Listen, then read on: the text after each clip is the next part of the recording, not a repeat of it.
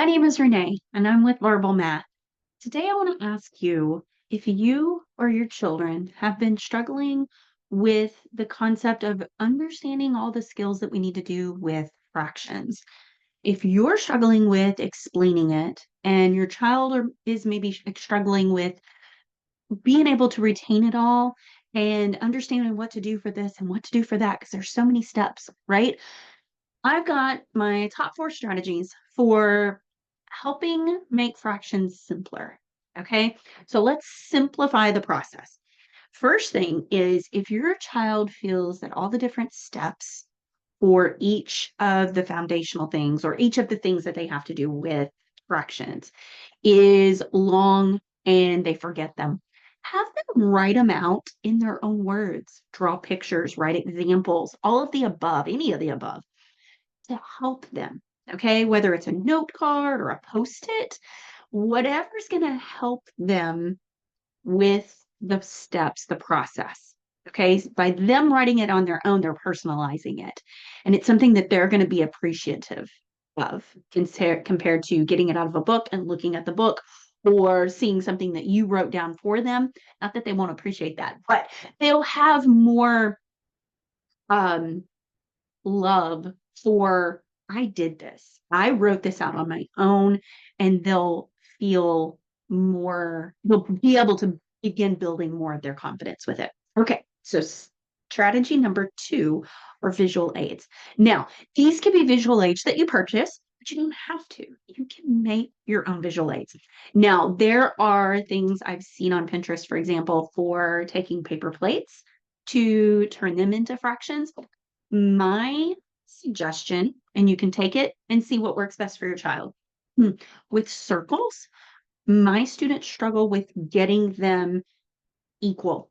Okay. If it's not an even number, so let's say we're trying to show fifths. Okay. Being able to make them look even is not always easy, even for me. But what I found is if you take like a rectangular pan that you have in the home and or you can even, like measure it and even a piece of paper, whatever you want to use. When you take a rectangle, it's much simpler for them to be able to find equivalent fractions or understand what 3/4 plus 1/8 looks like visually, if that's the way that if that's the way that math works for them. Okay. Strategy number 3 is one of my favorites, and that's real life applications because with fractions, they're all around us, just like math, but we can see them in the stores, we can see them in the kitchen, and so many other places, sports especially. So find out what interests your child. If they like to be in the kitchen, bring in fractions into the kitchen. If your child likes sports, bring in fractions, right? Whatever it might be, we can take anything of their interest and we can bring in fractions, even if it's reading. If they like reading, we can bring fractions and incorporate that into it. Okay, last one is practice. Now, I'm not going to say practice makes perfect because I don't know how I truly feel about that phrase. I will say give them time to practice these every day. Now, I'm not saying they have to sit down at a table, right, 2 hours every day. No, right? Give them a short amount of time that's doable for their age and what they're capable of to sit down every day and practice. The more they practice it, it's going to be able to build their confidence, their competence, solidify their understanding, and it's going to help them feel so much better about themselves.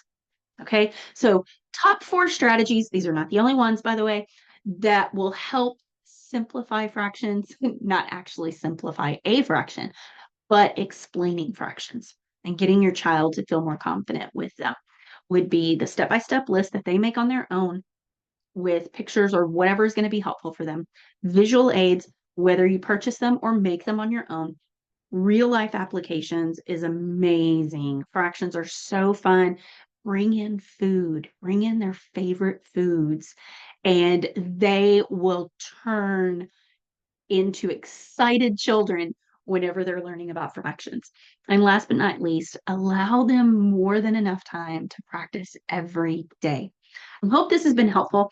Feel free to reach out to me if you have more questions, and I would love to be able to help you on your math journey with your children. Have a wonderful rest of your day.